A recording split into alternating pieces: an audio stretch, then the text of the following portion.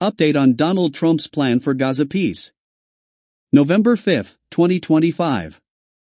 U.S. officials have circulated a draft UN Security Council resolution for setting up an international force in the Gaza Strip for at least the next 2 years, according to reports by Axios and Israeli media. Newsweek contacted the U.S. State Department for comment outside normal office hours. Why it matters. Seeking a UN mandate for the International Stabilization Force, ISF, is an indication that the landmark deal brokered by President Donald Trump is advancing after agreement by Israel, Hamas and Arab countries to try to end the war in Gaza and potentially reshape the Middle East. The first parts of the agreement are nearing completion with the return of the remains of most Israeli hostages in exchange for Palestinian bodies after the Hamas release of living hostages for Palestinian prisoners. Steps toward deployment of the international force could help to maintain momentum as tensions continue with deadly Israeli strikes against what the army has said were threats to its forces. What to know? Media reported that the documents circulated to Security Council members provided for the establishment of a force in Gaza for at least 2 years. It was labeled sensitive but unclassified.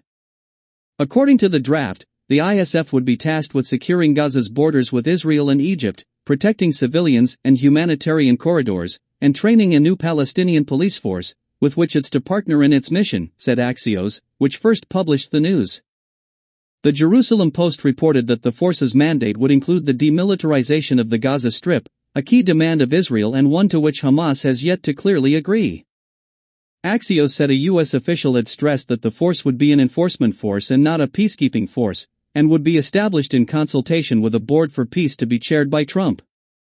The question of whether the force will ensure that Hamas and other Palestinian factions give up their weapons or just seek to keep the peace is an important one as it raises the possibility of confrontations involving the force, something it is unclear that participants would be ready for.